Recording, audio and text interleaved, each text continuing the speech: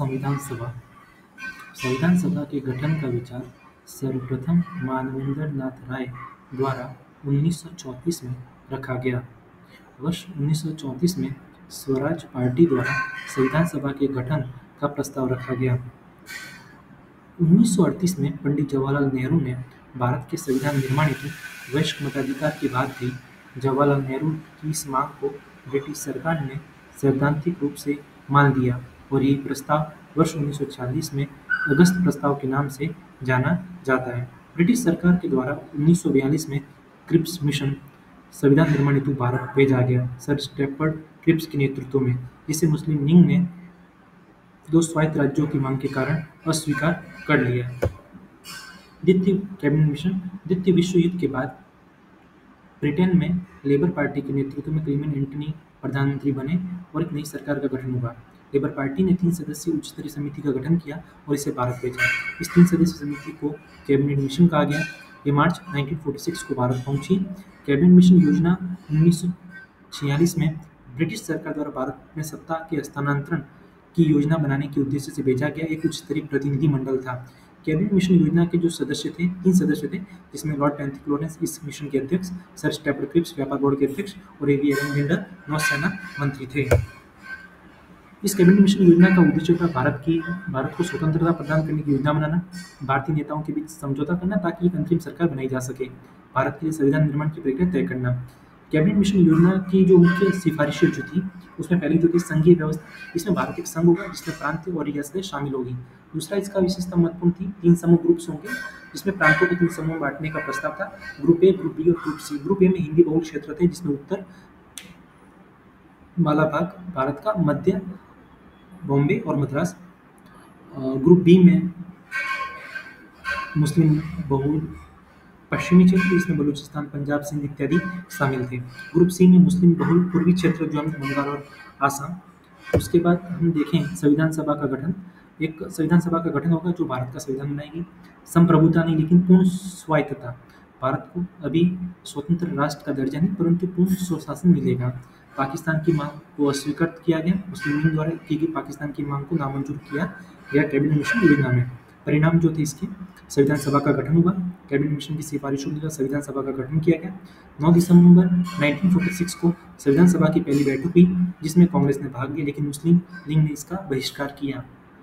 पाकिस्तान की मांग को ठुकराया गया। कैबिनेट मिशन ने भारत के विभाजन को स्वीकार नहीं किया था।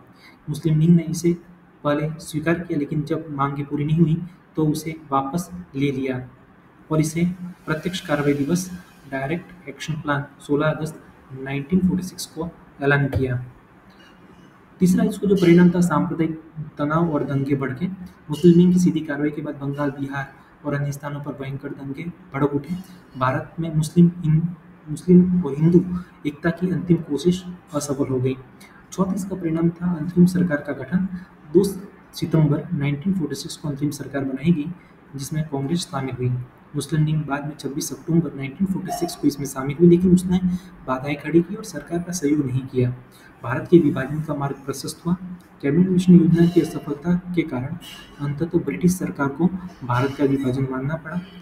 3 जून योजना, माउंटबेटन योजना भी कहते हैं, के तहत भारत और पाकिस्तान का निर्माण हुआ 15 अगस्त 1947 को।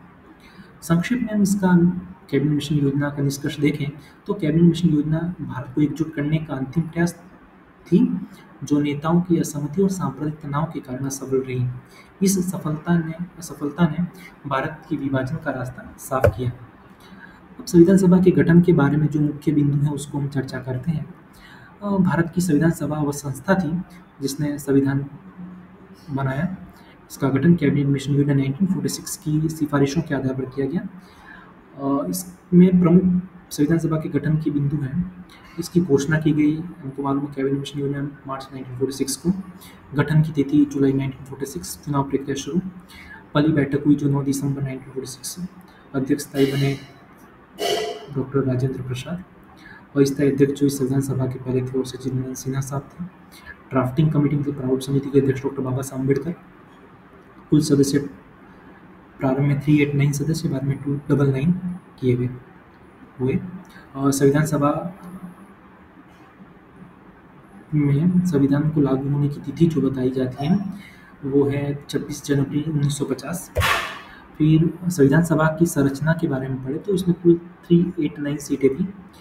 292 जो थी प्रांतीय विधानसभाओं से चुने गए सदस्य, 92 पूर्वीय रियासतों से, 4 चीफ कमिश्नरी प्रांतों से।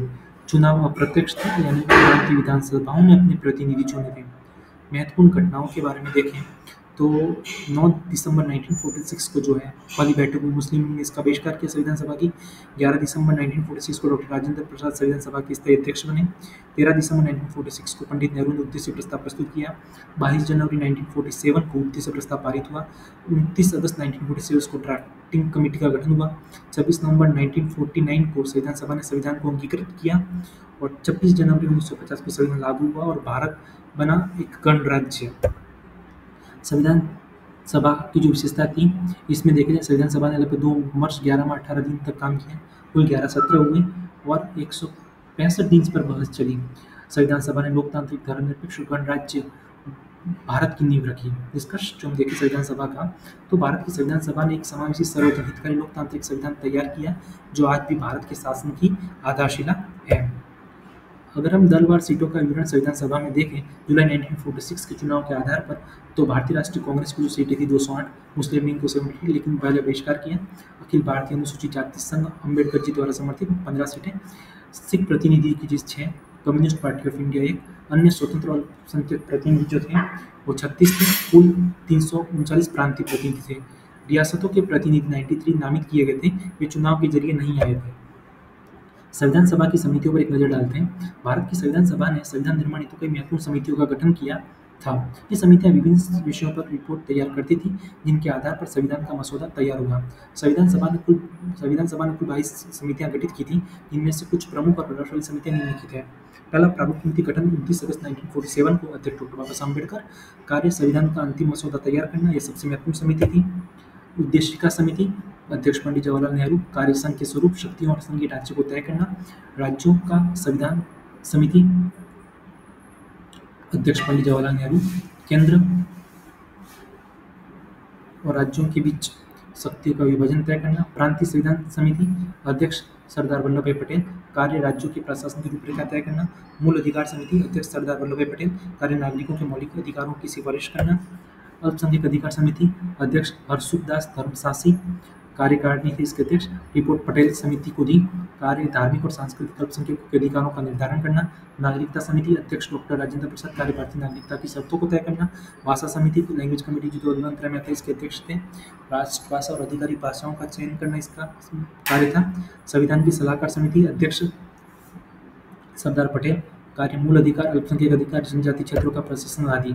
अन्य महत्वपूर्ण समितियों में शामिल है ध्वज समिति, डॉक्टर राजेंद्र प्रसाद। सीमांकन समिति, जवाहरलाल नेहरू। अनुसूचित जाति जनजाति क्षेत्र समिति, GN बारडोली। और वित्त और स्टाफ समिति, राजेंद्र प्रसाद। निष्कर्ष, इन समितियों ने व्यापक अध्ययन, चर्चा और विश्लेषण करके संविधान को एक मजबूत समावेशी लोकतांत्रिक ढांचा तैयार किया जो आज भी भारत की लोकतांत्रिक व्यवस्था का आधार है।